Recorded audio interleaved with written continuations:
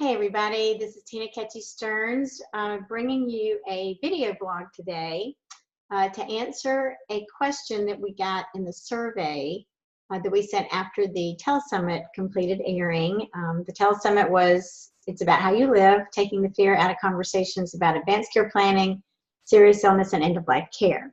So thank you so much for registering for the Telesummit. If you didn't, or if you know somebody that didn't register, it's still out there to enjoy. So all they have to do is go to the website, it's abouthowyoulivecom, and register, and they've got access immediately to all 21 interviews. So again, the survey went out, and somebody asked a really important question that is a very common question that I'm going to address right now. And it is, how do you choose a person to honor your wishes if you know your family will not? So for me, there are 4 important characteristics you need to make sure your healthcare power of attorney agent has. And it does not necessarily have to be a family member. Sometimes family members are the worst people to serve that role. So number 1, and hopefully if you got a pen or paper close by, you can write these down. Number 1 is they need to be able to understand the options. So there'll be lots of options sometimes in certain cases, and they just need to be able to understand what all those options are. Number 2, they need to be able to stand up to what can sometimes be an overly aggressive medical community. And what I mean by that is there will be some providers out there who want to go for the 20th round of chemo, or they want to do the 10th surgery. It's just this cure, cure, cure mentality that some providers have because it hurts their feelings when they can't make it better. And they really struggle with that. They struggle with telling you, I don't think this is going to be fruitful. I don't think we're going to be successful in adding quality to your life or even days to your life if we do this procedure. They struggle with those conversations. So if you are up against that challenge, you need somebody that's going to say, you know what, I don't think would want that. I think we're done. I think we're ready to just focus on comfort. So that's what I mean by being able to stand up to what can sometimes be an overly aggressive medical community. The third thing is they need to honor your wishes, not their own. And my favorite example of this is probably 12 years ago. I was at lunch with a funeral director and his wife. We were at a chamber function, so there were a lot of people there. And of course, we're talking about hospice and end-of-life care and those kinds of things. And he said, well, you know, I want to be cremated. And his wife said, not on my watch. And I looked at this funeral director and I said to him, so who is your healthcare power of attorney? And he said, she is. And I said, looks to me like you probably need to pick another healthcare power of attorney because it doesn't sound like she is going to honor your wishes. She's going to do what she wants.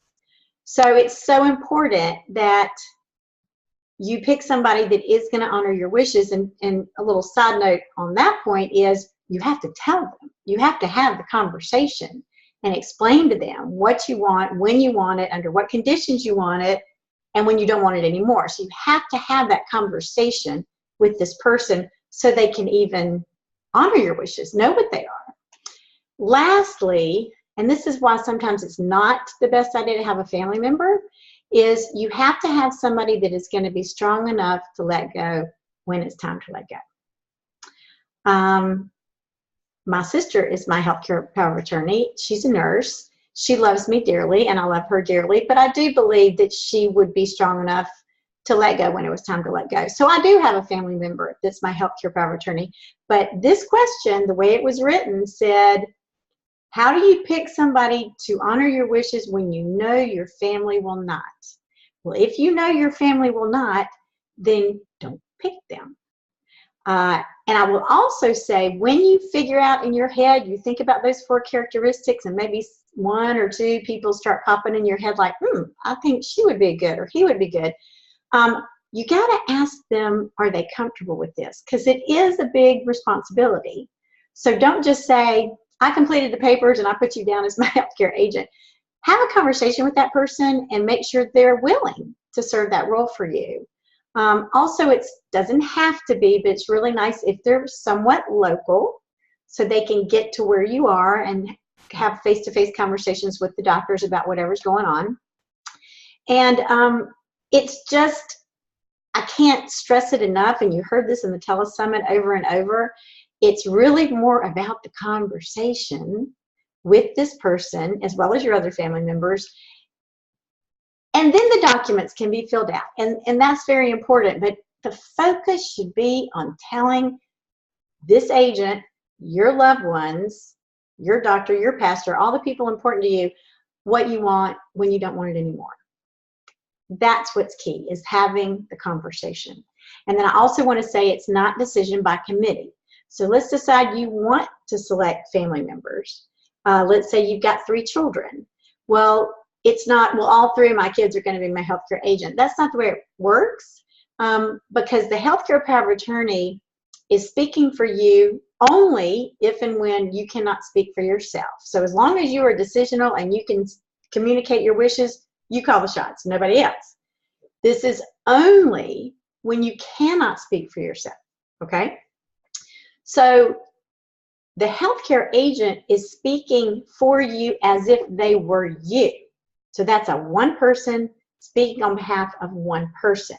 Now you can name a primary, and then let's say they can't get in touch with that person. Well, then it's a great idea to name a secondary agent, and some people even name a third, and that's great. But if you had 3 siblings or 3 children and you think they're all going to agree, that's probably not going to happen. And plus, if they're in kind of disagreement about what to do, whoever is that healthcare agent, they are the ones that are going to call the shots. So again, getting back to having the conversation, make sure everybody has heard what you said, so they're not fighting, they're not disagreeing. Everybody knows what you wanted, under what conditions you wanted them. So I hope that was really helpful. I will come back in about a week with another tip. But in the meantime, email me. I'd love to schedule some time to talk with you if that's something you'd like to do. I'm tina@it'sabouthowyoullive.com. So I hope this was helpful. Please share it with your family and friends if you think it would help other people. And again, remember that Telesummit is available for anybody to continue to enjoy. They can click on whatever interview they want to listen to in whatever order they want to listen to them. So I hope you guys have a great day, and we will see you again.